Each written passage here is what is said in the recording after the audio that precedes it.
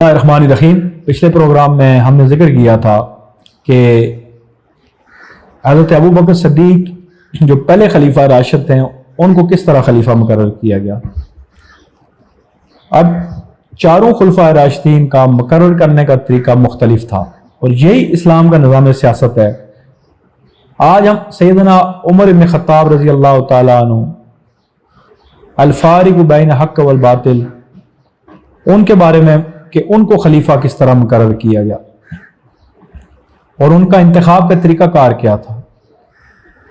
جب سیدنا ابو بکر صدیق رضی اللہ تعالیٰ عنہ کی عمر 63 برس کے قریب پہنچی تو آپ بخار کی کیفیت میں تھے اور غشی کے دورے آپ کو پڑ رہے تھے، یعنی وصال کا وقت قریب تھا۔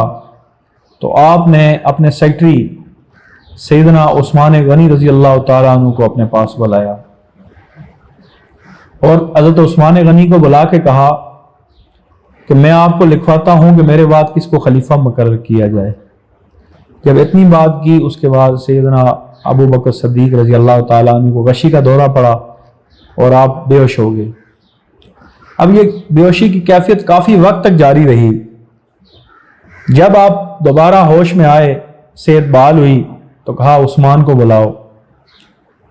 عثمان رضی اللہ تعالیٰ عنہ کو بلایا گیا تو سیدنا ابو بکر صدیق نے فرمایا کہ میں آپ کو کچھ لکھوا رہا تھا، کچھ لکھا تو نہیں آپ نے؟ تو حضرت عثمان نے کہا میں نے لکھ دیا۔ ابو بکر صدیق نے فرمایا کہ میں نے کچھ کہا ہی نہیں، آپ نے کیا لکھ دیا؟ انہوں نے کہا مجھے پتا تھا کہ آپ کس کا نام لکھوا رہے ہیں۔ حضرت ابو بکر صدیق نے کہا مجھے بتائیں کیا لکھا ہے۔ جب آپ کے سامنے رجسٹر سامنے کیا گیا تو وہاں پہ عمر بن خطاب کا نام لکھا ہوا تھا۔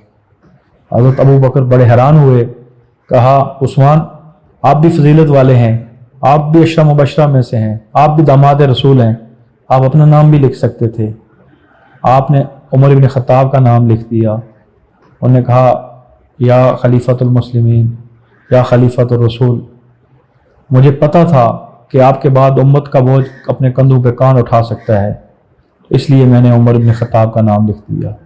حضرت ابو بکر صدیق اس واقعے سے بڑے خوش ہوئے۔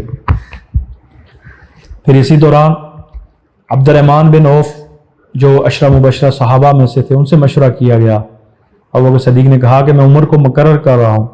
تو اس وقت عبد الرحمن بن عوف نے کہا یا خلیفۃ الرسول، آپ عمر کو دیکھتے نہیں ہیں، وہ آپ کی موجودگی میں ہمارے ساتھ اتنا سخت رویہ رکھتا ہے، آپ کے بعد تو وہ اور سخت ہو جائے گا۔ تو سیدنا صدیق اکبر نے کہا کہ عبد الرحمن، عمر اس لیے سخت ہے کہ میں نرم ہوں، جب اس پہ بوجھ پڑے گا تو خود بخود نرم ہوگا۔ اور واقعی یہ بات تاریخ نے دیکھی کہ وہی عمر جب خلیفہ تو رسول بنا تو ایک عام آدمی کھڑا ہو کے عمر کا گریبان پکڑ سکتا تھا، اس سے سوال کر سکتا تھا۔ عمر کا رویہ چینج ہو گیا، ظالم کے لیے سخت تھا، مظلوم کے لیے نرم بن گیا۔ اب یہ مقرر کرنے کا یہ طریقہ کار تھا، لیکن اس کے بعد سیدنا صدیق اکبر کا جب انتقال ہوا تو حضرت عمر بن خطاب نے مسجد نبوی میں آ کے کہا کہ اے اہل مدینہ، اے اصحاب رسول، آپ اگر اپنے میں سے کسی کو زیادہ اہل سمجھتے ہیں تو اس کو خلیفہ مقرر کر دیں، میں پیچھے ہٹنے کے لیے تیار ہوں۔ تمام امت مسلمہ نے حضرت علی کو شامل کر کے تمام امت مسلمہ نے ان کے ہاتھ پہ بیعت کی